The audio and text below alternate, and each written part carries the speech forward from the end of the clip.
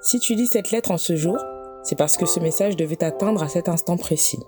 Ne reste pas passif lors de la lecture de cette lettre. Va prendre ta Bible et ouvre-la dans le livre de Luc au chapitre 2. En Luc 2, on nous parle de la naissance de Jésus. Marie, alors enceinte, devait se rendre avec son fiancé à Bethléem pour s'y faire recenser.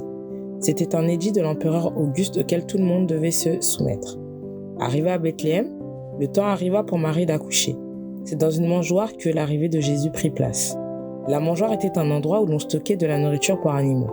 C'est là que Jésus fut déposé par sa mère, emmailloté dans des langes.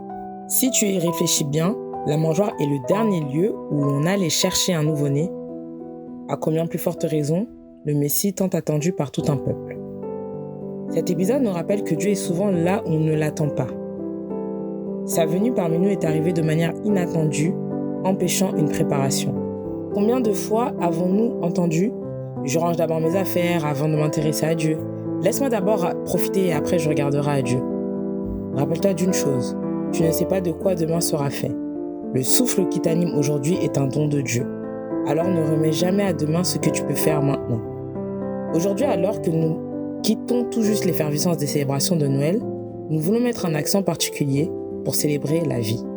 Jésus est venu et a redonné espoir à un peuple qui était dans les ténèbres depuis de nombreuses années.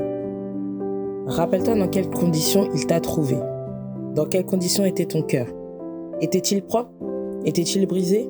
Avait-il besoin de restauration? Et si tu n'as pas encore reçu Jésus comme ton Sauveur et Seigneur, sache une chose. Ne tarde pas. Je veux te rappeler dans cette lettre que Dieu est le Dieu de l'inattendu. Il s'installe dans ta vie de manière que tu peux considérer brusque, hasardeuse ou encore non planifiée. Jésus est la lumière du monde. Lorsque tu le suis, tu ne marches plus dans les ténèbres. Tes pas sont assurés car il éclaire tes sentiers. Tu n'as plus à avoir peur du lendemain. Tout comme les bergers, tu peux être effrayé face à cette expérience glorieuse et inattendue. Mais sache que Jésus est venu sur terre par amour pour toi et moi.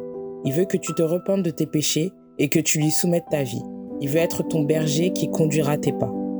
Mon souhait pour toi est que tu rencontres ce Dieu véritable, ce Dieu tout-puissant, ce Dieu d'amour, ce Dieu de paix, ce Dieu qui sauve. Si ça a déjà été fait, je te souhaite de plonger chaque jour un peu plus dans sa présence.